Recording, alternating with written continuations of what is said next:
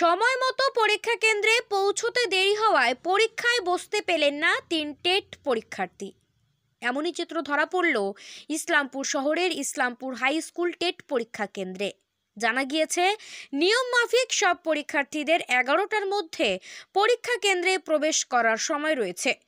যদিও পরীক্ষার্থীদের দাবি সামান্য কিছুটা দেরি হয়েছে, তবুও পরীক্ষা কেন্দ্রে ঢুকতে দেওয়া হলো না এই 3 পরীক্ষার্থীকে বলে দাবি।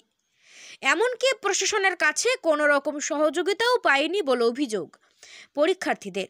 তাই হতাশ হয়ে পড়লেন এই 3 পরীক্ষার্থী।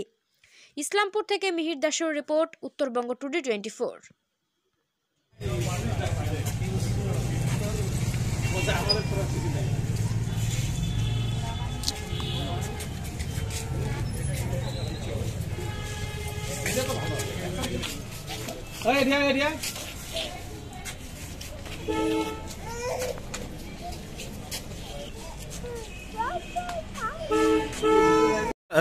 কি হয়েছিল আপনাদের, কেন ঢুকতে দেওয়া হয়নি?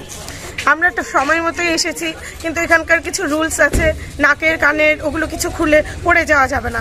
এবার আমাদের সঙ্গে, আমরা দূর থেকে এসেছি, আমাদের সঙ্গে লোকও ছিল না, বাড়ির লোক যে ওদেরকে দিয়ে আমরা যাব, ওই সমস্ত কিছু ওদের কাছে বললাম জিম্বা নিতে, ওরা নিতেও পারবে না। তো এগুলো তো আমরা যেখানে সেখানে ফেলে দিতে পারি না।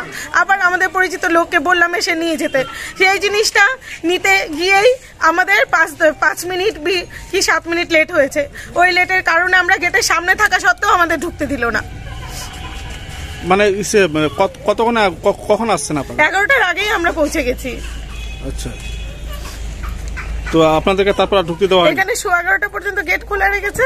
তার যাই হোক, তার 1 মিনিট কি 2 মিনিট পরে খালি এটা জমা দিয়ে আমি ঢুকতে নিয়েছি, ওখানেই ছিলাম। তাহলে আমাদের আগে বলে দিত যে এই জিনিসগুলো নিয়ে আপনি ভেতরেই দাঁড়িয়ে থাকুন, যখন বাড়ির লোক আসবে দিয়ে দিবেন, নালে কিন্তু পরে ঢুকতে দেওয়া যাবে না।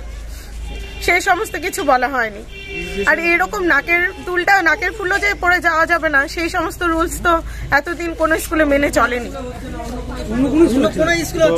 এখন কি চাইছেন আপনারা? আমরা চাচ্ছি আমরা যেন পরীক্ষাটা দিতে পারি।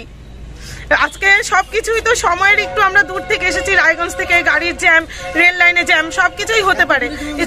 ওইটুকু মেনে যদি আমাদের পরীক্ষাটা দিতে দেয়, তাহলে আমরা খুবই উপকৃত হব। আপনার নাম? জুই দাস। কোথা থেকে আসছেন? রায়গঞ্জ থেকে এসেছি।